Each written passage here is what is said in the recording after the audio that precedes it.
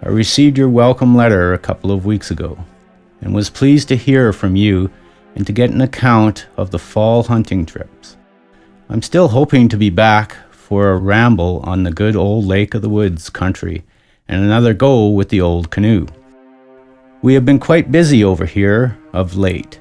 We have been up in front of the Germans since February 25th and are beginning to feel like old timers.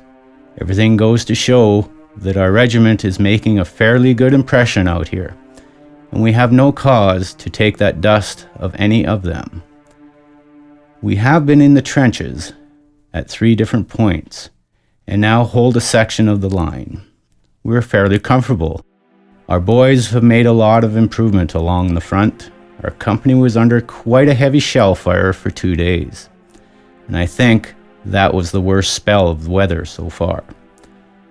One was killed and several bruised up and others buried in sandbags and debris. The worst I got from the shells was a couple of sandbags that hit me when one burst in the wall of the breastwork in our section. It went between me and the next man to the left. It gave him a bad toss. He was in the act of taking a bead through his loophole when it hit and took out the whole wall, throwing him across the trench and up against the dugout. I just left his rifle in the wall, but went so close it blew back the bolt action. He got a bad jarring up and a sore head from the concussion, but was otherwise okay. His name is George Peacock, and he came from Kenora with us. I had another couple of close ones with rifle bullets. I've been sniping pretty regularly from one place for 2 days, and I guess I must have pestered them some, for they brought along a guy with a telescopic sight and high-velocity rifle to do me.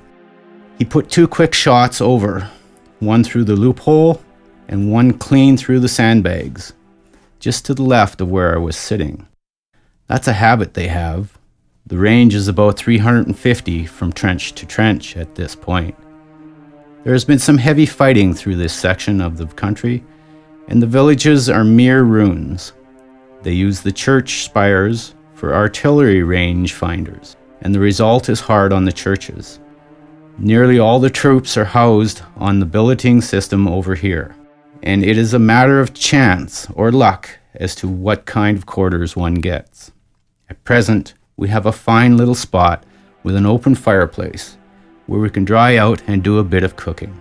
I am at present with the scouts and snipers of the battalion, and we have been quite busy making a rough map of the section, including our front trenches up to the enemy's lines.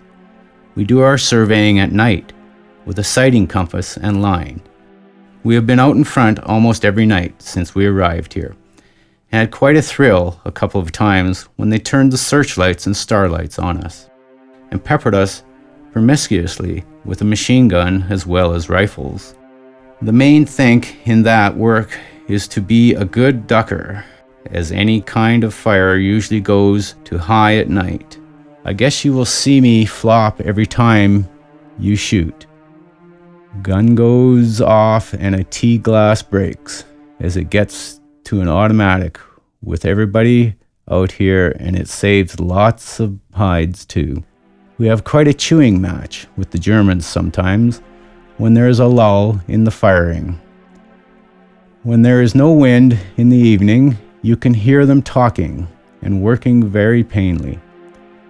We had met up with them a couple of times in our night rambles out in front, but it seems to be a mutual for small parties to steer clear of a clash, as any noise out there would be apt to call down about 1 million different kinds of sudden death on the heads of both parties from both ways.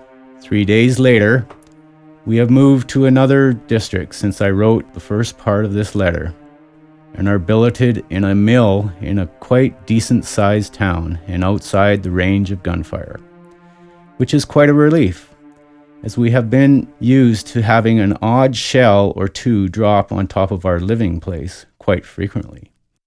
I had some luck with big game the day before yesterday. There were 4 of us in a sniping post, 2 shooting and 2 using the telescopes. We spotted a German billet in a large barn in rear of their lines at a range of 1,170 yards. We turned them out by a volley through the roof and the doors and windows, and then caught 3 of them as they rounded the corner of the house. It sounds like pretty long range, don't it? With open sights, or rather a peep and a bead, we were expecting to get a few telescopic sights, and have been expecting them for months, and I guess we will go on expecting them for months. We could have cleaned up about 18 Germans instead of 3 if we had the sights. There were about 20 in all that showed themselves during the time we were fighting on the billets. I think they must have come to think that the location was safe from rifles and had probably not been shot at in the place before. We got at them from a high spot. As I write, it strikes me as queer that I should prattle about shooting humans, just as though it was moose or deer. I think it was the second shot that confirmed the elevation, and the lad at the telescope did yeoman service in spotting the shots and directing the fire to the right target at the right time. The light was behind us. There was not a breath of air moving, which all helped. I'm giving you all the details so you will not be skeptical. You are quite used to rifles and will know that conditions must be pretty good to get hits at that distance without aid to the naked eye.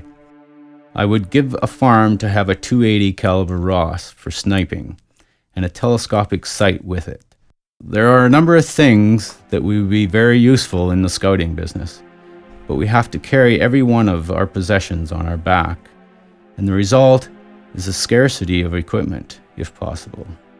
We have to outfit ourselves yet.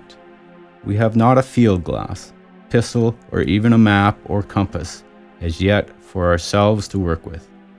I believe this letter is getting quite lengthy, and I will say goodnight. Yours truly, Frank S. Iriam.